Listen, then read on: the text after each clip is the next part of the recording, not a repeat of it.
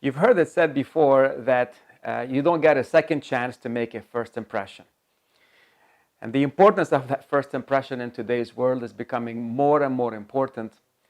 And today I have with me Alan Bell. Alan is a dear friend, at the same time a consultant, a sales consultant, coach, and a partner at the Academy for Sales, who has some very special, I would say, gifts. Thank you. Yeah, and today we're going to make it all about helping you get that right impression and build a story, a visual story around your brand.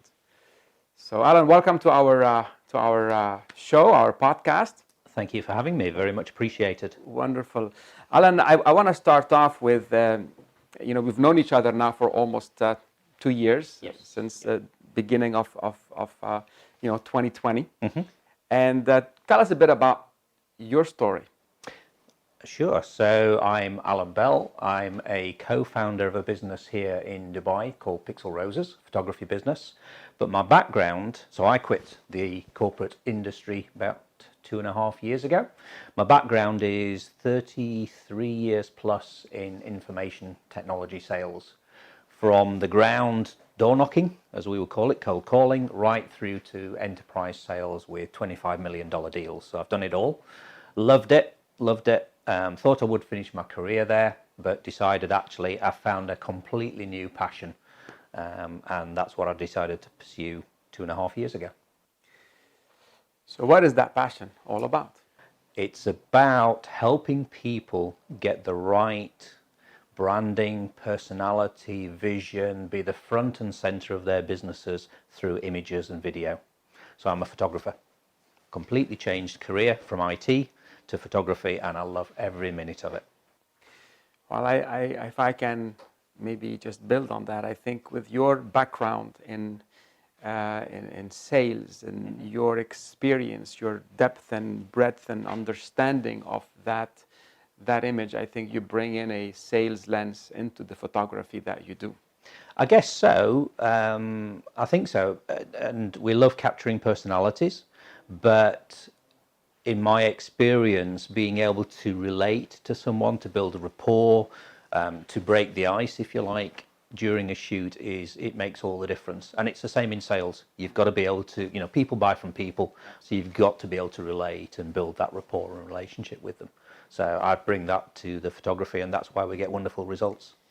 So tell us, or tell me and tell our audiences, how do you help me or help anyone watching today with the photography to make that better first impression?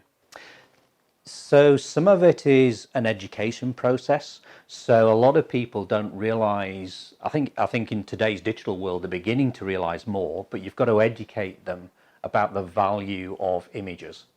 That first impression, we all, it's sort of published papers and research and things, we can view someone's image and make a snap decision about them. Whether that decision is right or wrong, we form that first impression in less than half a second. And there's lots of research out there about that. And if your image, that first impression, isn't right, you could lose a sale. You might not even get involved in a sale, because in today's world, 62% or more of 62% of buyers look online before they'll even make contact. So on that basis, if part of it is that initial impression and thinking, I don't like the look of that person, they're not smiling, they're not engaging, on to the next, swipe left. And really what that does is, whether you're a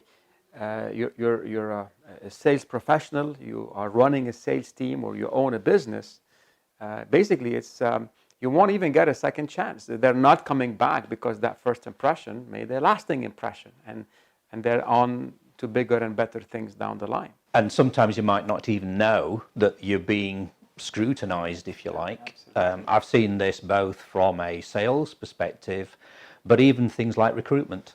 So much recruitment these days is done online, and research is done around a person and their social media status, what they're doing on LinkedIn and so on, that again, you've got to create that right impression online. It's a digital footprint. So it needs to be at your best, and that's where what we do comes into that. And you mentioned more than 60+% of people wanting to do business with someone will look them online, and I think that number is just going to keep increasing as the years continue moving. Indeed, very much so. I think so. So, Alan, I am let's say a business owner. I am an entrepreneur. I am a sales professional, right? Now, am I just a picture? Or there are multiple pictures that can be captured to build a better connection with potentially clients, potentially opportunities? What do you think? Or what have you done on that? So that's a really interesting question, because it's not about a picture per se, or multiple pictures, or an image bank as we would call it in the industry. It's about you as a personality and as a brand. So anything that supports your personality, your brand, your essence, if you like, your story of the person behind the business is what's crucial. And anything that you use in this digital world to present that, if it's high quality and that's aligned to your brand, then fantastic. If it isn't, then I would be questioning why not. Because you also want to create that leadership position in terms of impression, in terms of the essence of the brand. And in my experience, particularly in the SME space, the small to medium enterprise space, a lot of business owners don't understand how important they are to the business as the top salesperson, because they've got that passion, that drive, that motivation for the business and what they do and why they do it, that needs to be captured in that media, of images, video, the products. So everything about themselves is part of the brand of the front and center of the business, but also the business itself is part of that brand. So everything underpins each other, but unless the leader's got it right, then who knows what's going to happen. Right. Today the concept of people learn by watching, by seeing, by hearing, by doing. So auditory, visuals, most of humanity are visuals. Yes, very true. And building on what you're saying is today, what story, as you put pictures, they're not standalone pictures. Pictures put together the right way builds a story. Yep. That story then connects at an emotional level with individuals. And today, there are opportunities that actually, what they say and research shows, there's a saying that goes, people buy emotionally, but they justify it logically. Yes, very true. I've done that myself.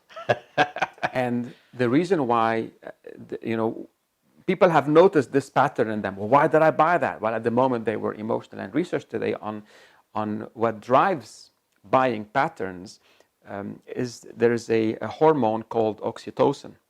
And oxytocin releases that, it's a hormone that's released that builds, you can say, kind of like intimacy, builds trust. And the way you can actually release oxytocin in someone's brain is to make them see certain images, and research shows if you put certain images, with a certain storyline, people that saw these images, they were being studied, actually were more likely to give money to charity, for example. Yes. And that's an angle where today science is showing us that unless you're utilizing imaging, unless you're utilizing pictures, images, videos to connect with your audiences, you could be leaving some opportunities on the table. Very much so. I think an analogy for me is, think about when you've ever been to a restaurant and you look at the menu and you see images on the menu. Some restaurants don't even put images on there, which again I would question why not, as a photographer, as well as going to restaurants myself. But if you look at that menu and you see food that looks visually stimulating, you create that emotional connection. You think, oh, I really like the look of that. Trying to be healthy, salad. I'll have that salad. Yeah. But if you see images which are substandard and not great quality, you're thinking, am I in the right restaurant? Do I want to go somewhere else? So you can create that emotional connection just in that example of food, food and beverages, same thing. But you can use that in any form in the business around people, particularly for me as a photographer. I love connecting with people. I love hearing their stories, what journey they've been on, why do they do what they do, what gets them out of bed in the morning. But also, I'm a great believer in my long IT sales career. I came across many people that you'd start that connection, you'd be having a conversation, and then they'd be saying, oh, I used to play country level tennis, or I used to play at this level on cricket and things like that. And that's what I would call in English terms an alter ego, but it's the essence of the person. They're bringing the same drive, passion, motivation for what they do and their business to something outside work. Yeah, and that, in today's world, we live in this digital world, there's no getting away from it. We need a 360-degree view of a business owner, an entrepreneur, a sales leader, salespeople. Yeah, people are looking for that. We just live in that world now. Absolutely. Yeah. You talked a bit before about some restaurants not putting an image on the menu. Yeah.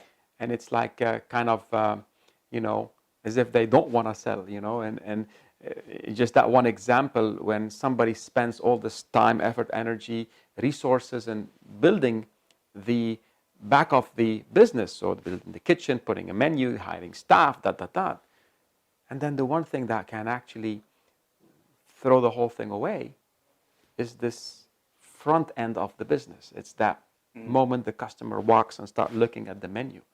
But so to give you an example, and this is classic, as I was coming to the office, in the corridor there were some menus on a poster board. And you think during the pandemic, how many people have been buying food delivery services, particularly here in this region? You look at the menus that are there, and there were 2 without any images at all. So it's assumed, I'm assuming by the restaurant, the food delivery service, that what XYZ thing is going to look like, and assuming you know how it's going to taste. If you repeat ordering, you might do, and that's fine. But if not, if you're a first-time customer, you'd automatically, for me, gravitate to menus with images. And then of the 2 that had images, one looked really nice, and the other one, I thought, it's not selling the brand. So if I'm a first-time customer that's just seeing a menu, and I don't know anything about the restaurant, I've not eaten there, which one would I go for? I would choose the one where the images are more enticing. Absolutely. Working in the food service industry for many years before, we had the saying that goes, the eye eats first. Yes. And it's how, whether you take a picture of something, or you have a very appetizing dish displayed in the in the cafe or the restaurant, then that really makes a big difference. Yeah.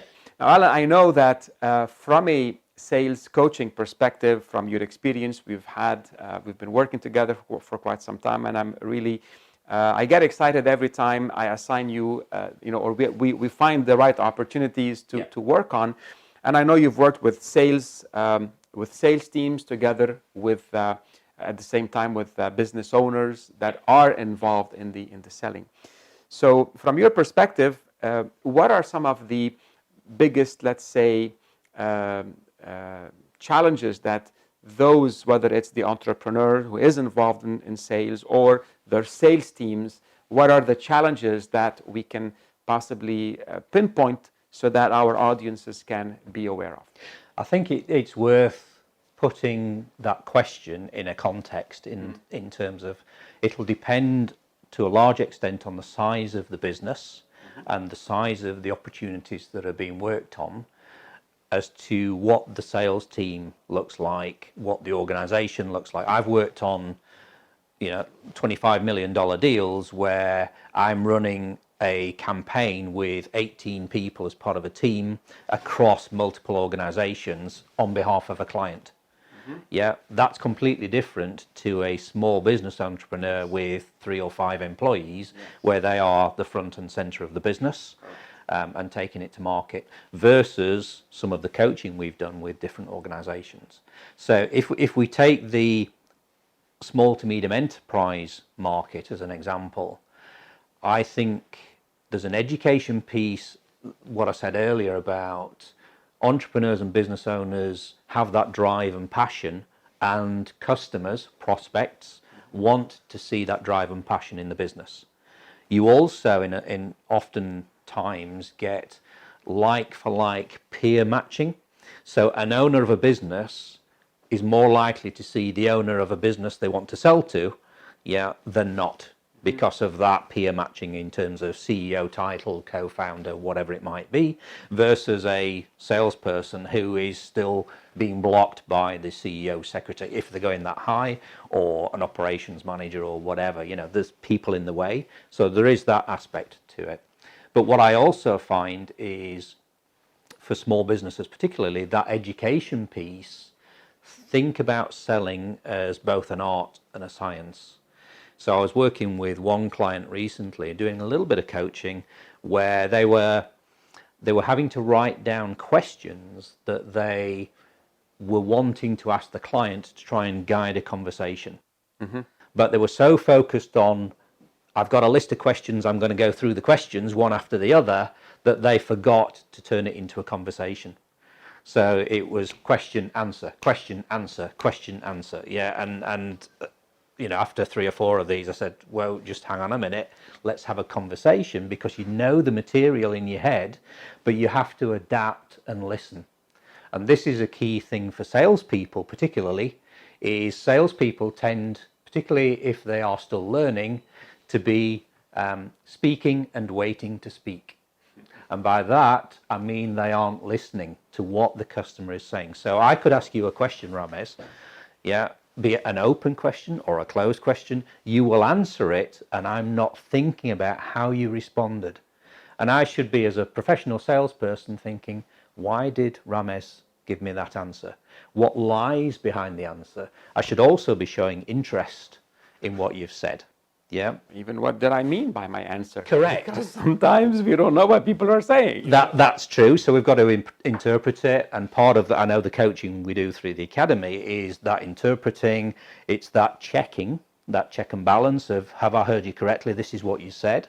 But then it's also the implications. So you said this. Why is that important? What happens if you don't do it? And by doing that, we're using questioning and listening skills, active listening, to be able to then come up with guiding the conversation, making and helping the customer feel good that we're listening, we're actively listening, we're interpreting what they're saying, and then we're coming up with the solutions. Again, something I've seen a lot in entrepreneurs. I have a product. So if the only product you've got is a hammer, then everything is a nail. Correct. Isn't it just? So what you have... then you see everything as a nail, and you just go... So that's all you're going to try and sell. And a lot of business owners I've seen, again, in the SME space, well, I want to sell you this because this is what I've got. And they jump straight into the solution, the hammer, rather than understanding, well, actually, do you need a hammer? What are you trying to pin up, put on the wall? Why do you need it to hammer a nail in? What's the outcome that you're trying to achieve? So those are some of the things that I've seen in the, as we've been doing this. Just building on what you're saying, one of the biggest elements that drive the emotional aspect of a buyer is feeling that is trust. Yes. So one of the elements that actually builds trust, according to research, is active listening. What you've just said, Alan. When someone is saying something and you don't just go to the next point. Someone said something and you say, tell me more. Why is this important? How long has this been going on? And has that caused this? Then maybe asking some of these implication questions. Now, in our, let's say, in our world, some of the beliefs that people have could hold them back from digging. Like, for example, does the customer have enough time to talk to me? Does he want me to ask these questions, or let me just go in and out and just vomit my product or service on top of them and then go out and hope they're actually gonna wanna buy this? And what we find that what the research talks about, what the research mentions, is those representatives that had a better engagement, a better two-way conversation with clients, were the ones where when they left, the client felt like, wow, I like that person. They listened to me. So I think there's a whole, there's a lot of stages in that process, in the sense of you have to build that credibility and rapport. Why, if that person's approached you, first question is, what can I do for you? But why have you actually picked me out in this scenario? I mean, I get this from a photography point of view, and the reason people pick Pixel Roses out in my business from a photograph perspective is because we capture personalities of the brand, the business, the person. We do the product, we do various facets of that in amazing images. So a picture paints 1,000 words. And I use what we do in social media and elsewhere. I'll carry, if I'm doing a networking event, I'll carry an iPad with images on it. But that is building credibility, and it helps break the ice again in terms of rapport and everything else, and build a trust. People can visually see, I'm good at what I do, or my team's good at what it does. Yeah, and that, I think, is a key component, you're right, in terms of building that trust and rapport. I think beyond that, we need to then show that interest in the client or the prospect and their issues and challenges that they're facing. I, in my IT sales career, have been in positions where someone said, oh, you've only got 10 minutes. Yeah, and we're still there an hour later, because we've built the rapport, we've demonstrated credibility, and then we're showing interest in them, who they are as a person, why they do what they do, what business challenges and things are they facing, what's keeping them awake at night. And without jumping, again, straight into the solution, we're getting that understanding and then thinking, is there a fit? And sometimes I've walked away from prospects, customers, whatever, and said, sorry, we're not able to help. I know someone that can, though, and that is a useful thing to do in terms of building credibility, and hopefully one day we'll be able to get back in touch and work together. Yeah. So, yeah, interesting. When you're, if we go back to the challenges, that you've talked about, sales professionals are sometimes one-sided, so they go in, don't have the proper ability to, ask the questions. You've transitioned into a bit of that first image and first impression. Let's build something that we have, or let's talk about something we have from our systematic selling strategy program, and that is known as the your story, building your story, right? You've said, when you're maybe talking with potential clients in the photography side, you'll bring some of your pictures and you'll do that. And imagine people buy from people they know, like, and trust. And what can professionals do today to be ready, better prepared to share their story, which helps them build that first initial conversation and find a possible common ground with the potential client that they are interacting with? I think it's again another interesting question, because many of us, and I would put myself in this bracket initially, are not willing to talk about ourselves at that personal level. Yeah, because we sort of, why would they want to know that? In fact, I remember having I'm not interesting enough. Classic. Yeah. So I remember having a sales director who said that to me. He said, not that I wasn't interesting. I mean, he might have meant that really. You're not interesting, Alan. But what he was saying was, he said, you don't tell people about you, the real you. And I said, well, why do they want to know that? I'm there to sell my product or service. Yeah. Why do they want to know what I do? He said, well, you've just written some music that you've had played in public.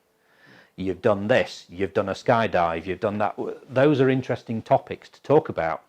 And I was very much, oh, they won't not want to know that because, yeah. And then I had that light bulb moment and thought, you know what, actually they're right. So when we're talking in this, I'm sort of giving you a long answer to the question, but when we're talking in this context, if I now say to people, I spent 33 years in IT sales in the corporate world, and then all of a sudden I took the decision I'd had enough and I was going to pursue my passion, people want to know why. Yeah, they want to know what was it about photography that just had you so, wow, this is what I want to do. And I can go into that story. So I think... And it will actually trigger commonalities, because a lot of individuals maybe are in jobs that they don't like as much. Particularly today. They maybe have other passions and they want to know about how did you make that transition. And that builds trust, credibility, and connection before anything else, before you buy from an individual. You have that. So sorry, I interrupted you there. So, but it's a key point, and having gone through that whole process myself, set up a business, trying to make it work in a pandemic when we need to be in front of people, and a lot of people are, well, can you take a picture of me wearing a mask? Yeah. Makes it somewhat challenging to bring out the personality unless they've got, different face masks and so on. But it's a process and a journey that I've been on. And actually, on that note, that's why I started my own networking event, Break the Ice. And that's why I called it Break the Ice. Alan, why don't you tell us a little bit about your Break the Ice event? So Break the Ice is an online networking event on Zoom. I started it, in fact, a year ago, yesterday. I did the first session. I run it every 2 weeks. And it's for business owners and entrepreneurs based in this region, although it seems to be extending into throughout the Middle East and beyond. It came about because when I left, and it took me a while to figure this out during COVID and everything else, but when I left the IT industry on a Thursday night, because we're in Dubai at the end of the week, and on Friday I'm sat there at home thinking, right, I'm going to be a photographer now. How am I going to make that work? And where are my customers coming from? Completely different to being, Alan Bell as a brand versus having a $70 billion company behind me with all its marketing and brand awareness and everything else. It took me about a year to figure out, 9 months to figure out, actually, I need to do something different. And I needed to build a LinkedIn profile, to develop Alan Bell, get my message out there for Pixel Roses and so on. But also, as I was transitioning, working out, I was building my skill in photography, doing all sorts of different things, but needed to build a following. And the way I did that was starting an online networking event called Break the Ice, aimed specifically at entrepreneurs, business owners, SMEs, and connecting them as a free service so that they could do business together. Where it led to is I get people keep wanting to come back to it. But one of the ways that we can sell in today's environment is relationship networking. So people get 2.5 minutes, talk about themselves and their business, but no sales pitches allowed. One is because we need to educate them how to do a good sales pitch, to be honest, in a lot of instances. 2, because people buy from people. Yeah, so if they can get their story in 1.5 minutes of the 2.5 minutes, that's what I allow them to do, and I prompt them to bring their story out. Why do you do what you do? What made you move from engineering into setting up a fintech, cryptocurrency-based business? These sort of things. So it becomes almost like a mini interview as an approach. And as a result, I'm getting I'm getting Pixel Rose's brand out there into the market. And I've grown my LinkedIn following from 346 followers to 9,000 in less than a year. Superb. Awesome. So I'm going to go back to something we started talking about, which is that first impression. Yep. And we were mentioning the story, and today we know that in sales, the touch points are no longer face-to-face, but it's also moving onto the online world.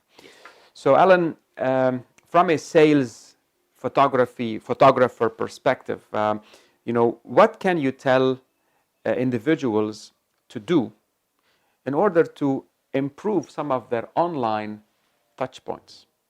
So they grab that attention with, from these potential clients that could be, interacting with. We've already talked about the importance of image. Yes. So having a good profile image on things like LinkedIn is primary. We've talked about images in the sense of the business, the products, the services, your team is important. Letting people know, the about us on the website is key. So I'm not going to talk about images now. Yeah. What I want to mention is little things. So if you're doing, I'm not going to talk about social media per se, because there's lots of organizations are specialists in doing that on behalf of business. But little things, if you are sat in a Zoom meeting, what's your background? What is around you? How are you portraying yourself? So I'm going to give you a couple of examples. You've got a bookshelf full of interesting books, mainly factual, Atomic Habits, that sort of thing, sales books and so on. But I've been in Zoom sessions with a senior financial analyst, who has got Finance for Dummies on his bookshelf. And he's talking to clients, and I'm saying, do you want that book showing to a client? So think about your background and your surroundings, and don't miss the opportunity to present your brand with your logo and yourself and so on. Don't fill the screen with it, but just keep it simple.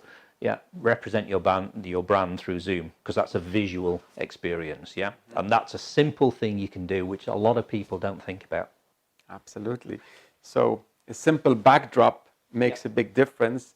Watch what is behind you, because at the end, I know today there is a thin line for us, and this is going to continue, utilizing the online medium to connect with individuals, and whether we like it or not, our personal life is showing up in our business life. And you certainly get all those jokes on, you see them on social media about someone in their pajamas or whatever, and not realizing and so on. But if your brand and you are important to your business and how you represent yourself, and it's a quality image you want to present, get it right. It's not that hard to do. Right. Superb. So let's look at we've talked about challenges from a sales perspective. So what are the typical challenges that sales professionals do? How about business owners or those that lead a sales team that you've coached? What are some of those challenges that maybe you've seen that were holding them back in the past? So certainly I've seen in my career that sales leadership needs to adapt to an environment in which a lot of what we do now isn't face-to-face. I actually personally don't believe I like face-to-face interaction, and if we can go for a coffee, in these times, I will do that. But a lot of the time, Zoom or online can be good enough.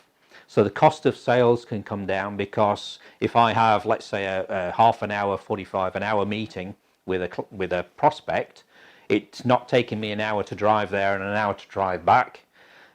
So I'm more efficient. Yes, maximizing the time. So maximizing the time. But when I moved from the UK to this region, to Dubai, the immediate reaction, I'd spent something like 15 years being a traveling salesperson, in the sense of I could work from anywhere. I would work from a client's premises, from an office in London, from home at weekends or evenings or whatever. I just worked, but for me it was about making my number or exceeding the number. And as long as the management was accepting that, as long as I was doing the right things and blowing my number, all was good. So if I wanted to take Friday off and play golf, which I don't play golf anyway, but if I did, I could have done that. And I think in this region, it's the pandemic has driven a lot of management to realize actually they don't have to be in the office anymore, and we can still get the work done. But from a sales point of view, I think some sales leaders, in my experience, are still adapting to that and thinking, how do I control bit of a control freak approach. How do I control my salespeople and make sure that they're putting the hours in and everything else?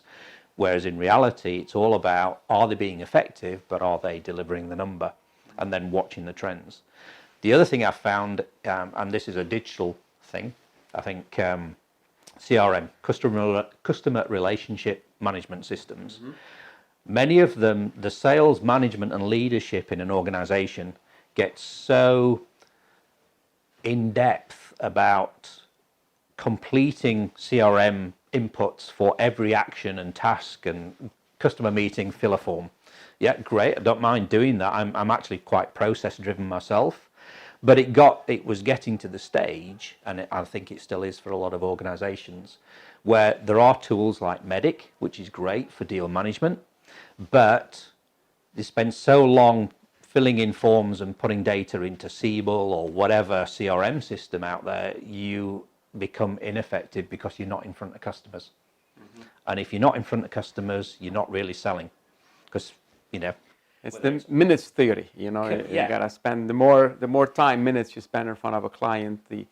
Can I build on something here? I think you've talked about a lot of different ideas, and first that I want to talk about is this efficiency. Yeah, so time efficiencies. I think today we are becoming more conscious of the need to be more efficient, but at the same time I can have a quicker meeting, but am I actually properly equipped to have an effective meeting? Effective, good word. So effective here, that involves, as you were talking about, the possible storytelling, the ability to enhance your listening and questioning skills, your ability to... Sorry, what was that?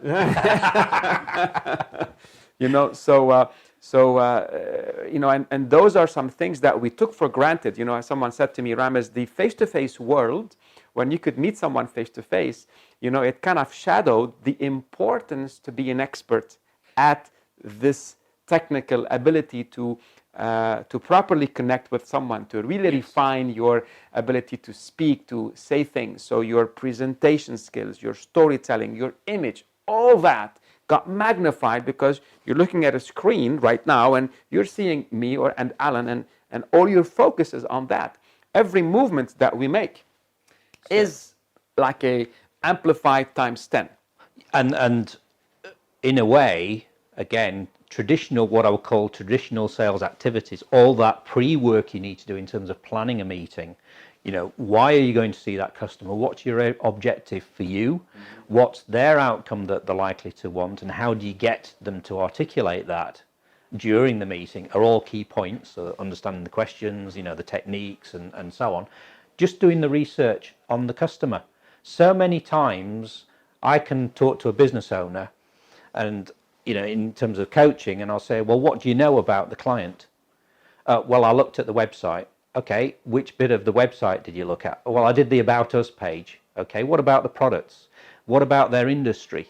What IT industry, classic at the moment. So many component shortages, shipping gone from 6 weeks to 12 weeks and beyond in terms of availability of parts and so on.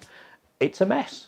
Yeah, so what is a business owner facing in that environment, and how can I leverage that industry knowledge and expertise just to ask a couple of questions? What's keeping you awake at night? What is the impact of this global whatever, the pandemic?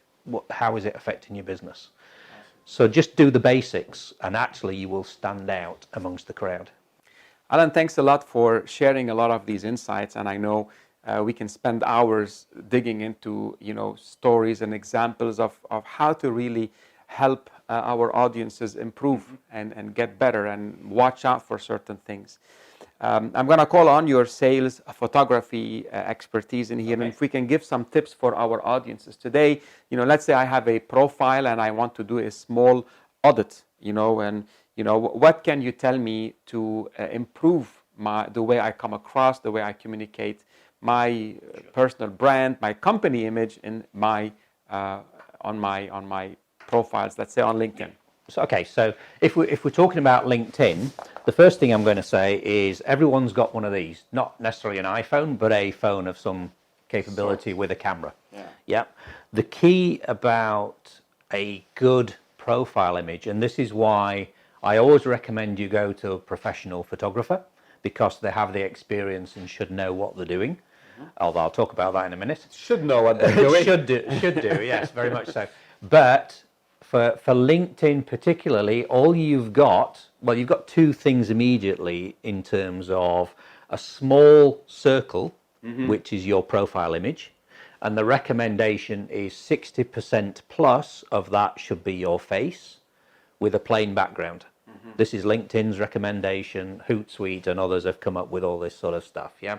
And psychological papers again, in terms of how you form the right impression.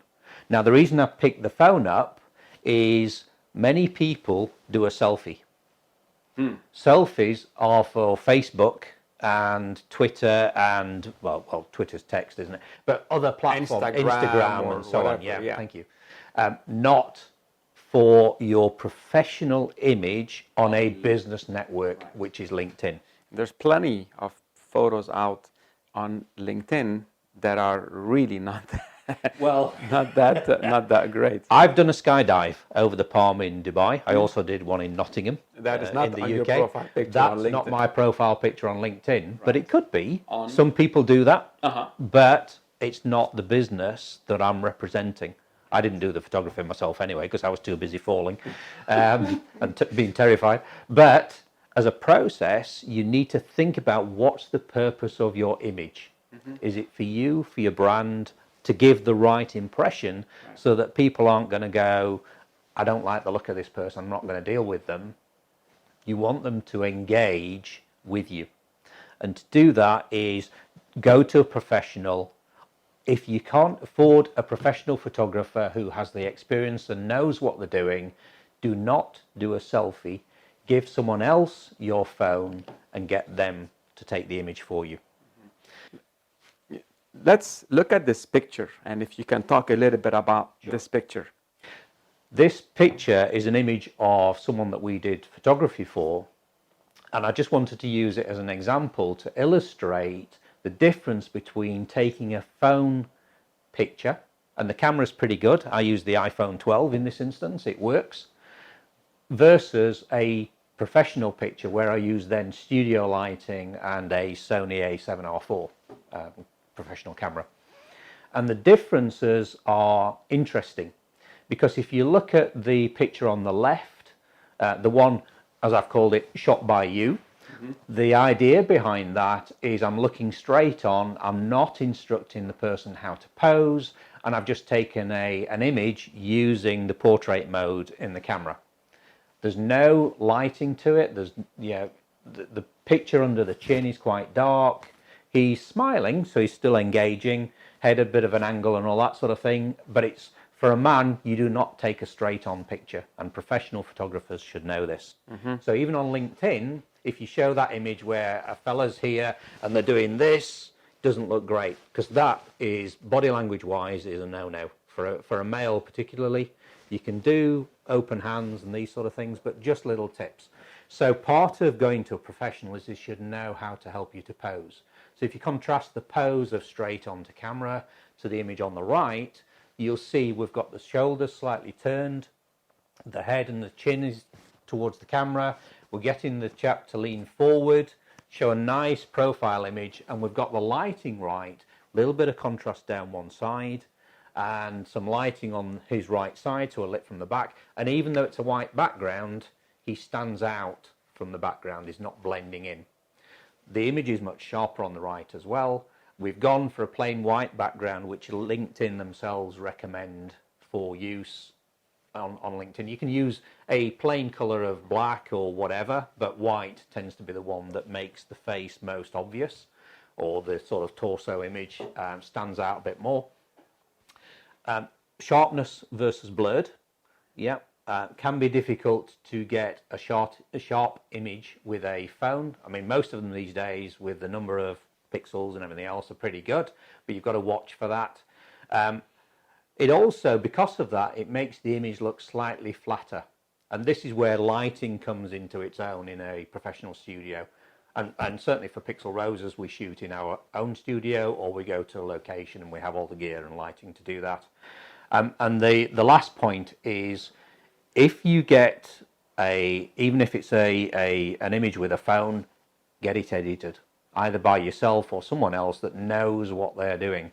Because again, that makes a subtle difference, and it is subtle, but it's important in the quality of the profile image.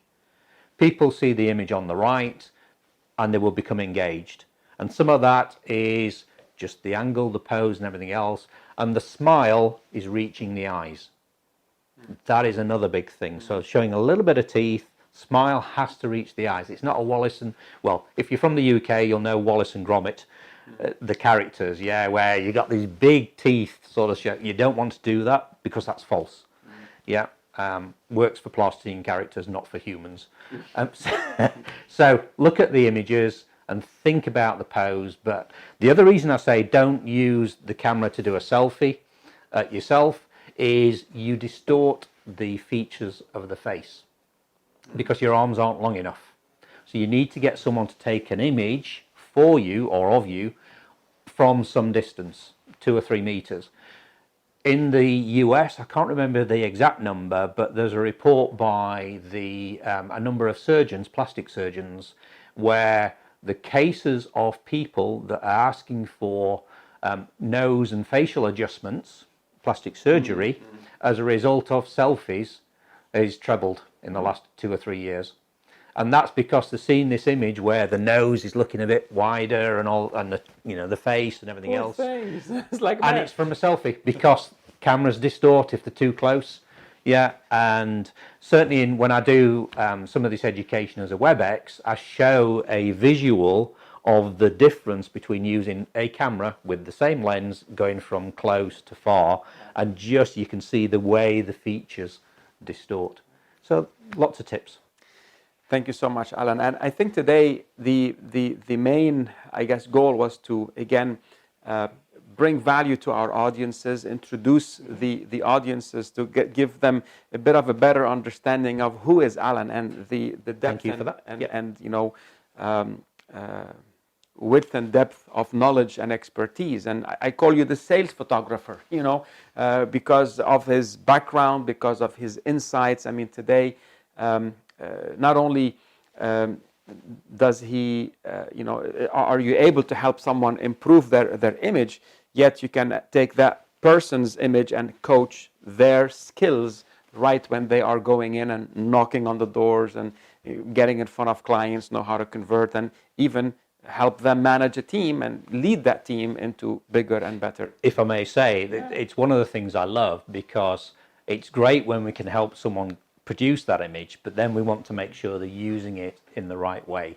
So they're getting in front of the target audience, and when they're in front of the audience, they know what to do and do it well, and get positive outcomes.